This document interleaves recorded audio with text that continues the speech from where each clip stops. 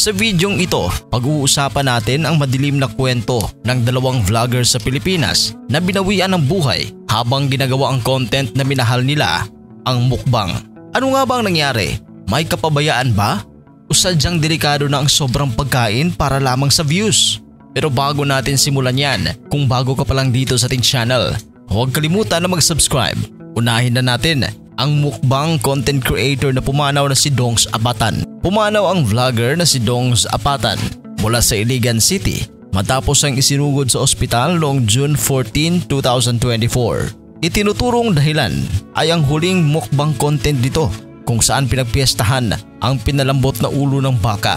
Ayon sa ulat, bigla na lamang itong nawala ng malay sa kalagitnaan ng shooting at hindi na muling nagkamalay pa. Idineklara siyang dead on arrival kinabukasan, Hunyo 15. Ayon sa mga doktor, ang ikinamatay ni Apatan ay isang hemorrhagic stroke o pagputok ng ugat sa utak, karaniwang dulot ng matinding high blood pressure. Iniuugnay ang insidente sa kanyang madalas na pagmumukbang kung saan paulit-ulit siyang kumakain ng matataba, maalat at mamantikaing pagkain sa harap ng kamera. Ayon kay Dr. Tony Liachon, isang cardiologist, posibleng nakabuo ng blood clots sa utak si Apatan dulot ng ganitong uri ng diet. Napag-alamang may history ng alta presyon si Apatan. Noong 2021, inamin niyang madalas sumakit ang kanyang batok na isang palatandaan ng high blood. Sa halip na maintenance medicine, uminom umano si Apatan ng tubig mula sa puno ng saging bilang alternatibong gamot dito. Ngunit kalaunay itinigil ito matapos ang ilang buwan.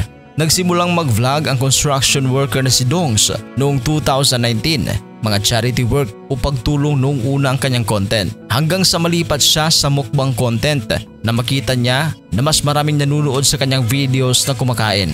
Ang kinikita ni Dong sa pagbablog, ipinangtustos niya sa kanyang 3 anak na siya ang nagtataguyod dahil hiwalay siya sa kanyang asawa.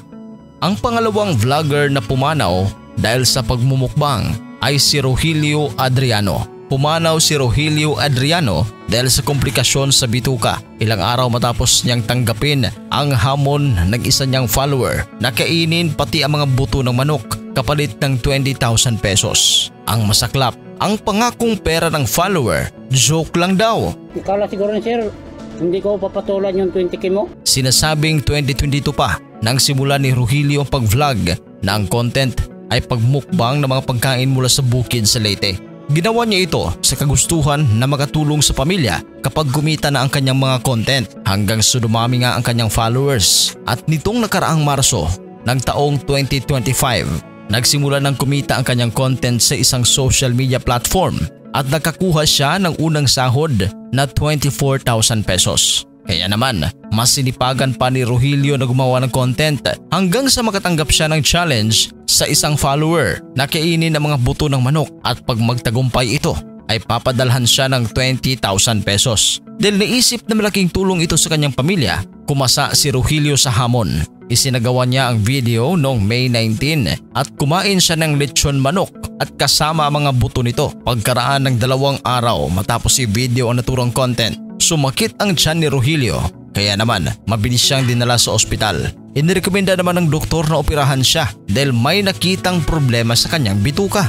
Pero ilang araw pa ang lumipas, pumanaw si Rogelio at ang follower na humamon sa kanyang kumain ng mga buto ng manok hindi na nagparamdam at wala ring ipinadala na 20,000 pesos. Kaya naman, hustisya ang sigaw ng pamilya ni Adriano. Sa panahon ng social media, hindi sapat ang basta viral lang. Dapat ay may halaga, may ingat at may hangganan ang lahat ng ating ginagawa. Sa bawat nilalaman ng ating pinapanood o ginagawa, tandaan natin ang ating kalusugan, ang tunay na kayamanan. Huwag nating isugal ito para lang sa views. Kung isa ka ring content creator, maging mapanuri. Kung viewer ka naman, maging responsable. Maging responsable rin sa kung ano ang sinusuportahan mong content. Kung nagustuhan ninyo ang videong ito, huwag kalimutan na i-like, i-share at mag-subscribe sa ating channel, The Showbiz Caster.